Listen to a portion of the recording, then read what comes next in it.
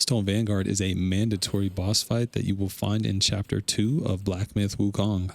It's basically a rock monster that fights like a gorilla.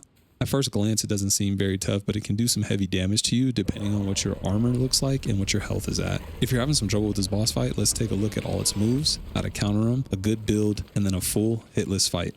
Alright, if you're at a distance and Stone Vanguard leans to your left, one of two things are happening.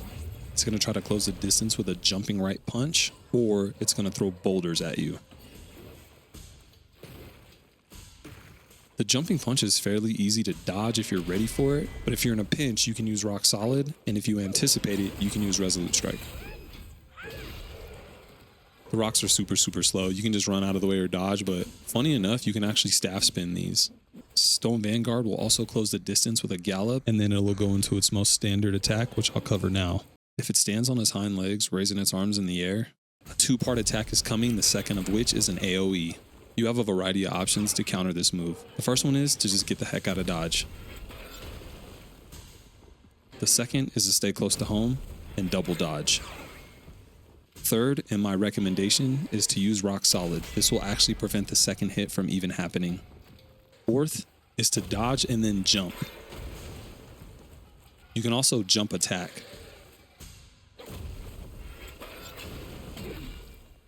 And last is to perform a Resolute Strike with a Skyfall Strike. I think the most important thing here is to do what you're most comfortable with. One of the more common moves you'll see from Stone Vanguard is the Temper Tantrum. At least that's what I call it. At its core, Stone Vanguard is going to take a deep breath and stomp on the ground 4 times into a AoE slam. Rock Solid can certainly counter the last hit, but keep in mind, if you do Rock Solid during any part of this combo, it will actually just shut him down straight up. Because the timing on this is so extremely telegraphed, it is very easy to Resolute Strike the last attack. One thing of note, if Stone Vanguard feels like you're too far away, it will actually cancel mid-attack and go into the jump punch or the gallop with the follow-up. This can happen from varying levels of distance. Notice how on this last one I rolled backwards just a little too far. This can actually surprise you in a pinch, especially if you don't have a lot of life left. If Stone Vanguard knocks twice on the ground with his right hand, a multiple projectile attack is on the way. Stone Vanguard in total is going to throw 5 underlings at you, but on the 6th one, 2 of them and Stone Vanguard itself is going to jump at you. The timing is pretty easy to deal with as long as you're far away from Stone Vanguard. On the 6th part of that attack, you can either choose to dodge or Resolute Strike.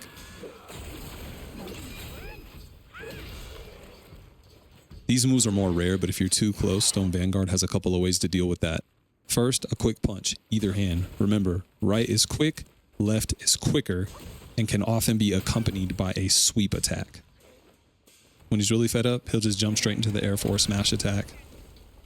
I recommend dodging for all of the above, but the jump attack can be Resolute Struck. We're still fairly bare bones for the build. I got the Wind Bear staff, we still have the Fireproof Mantle for Vessel, and we're still rocking with the Wandering White because of the damage. For armor, it's still the Pilgrim set, but after this fight, we'll get a better armor set. And as always, we're still going with the Back Scratcher and the Cat's Eye Beads until we get something better. I still personally like Opportune Watcher for the Craving Eye Relic because I really take advantage of using Resolute Strike. The more focus, the better. For Self-Advanced Foundation, nothing too much of note here. We got a couple of things in Stamina and Martial Arts, but just know I put a lot of points into critical hit chances because of the damage.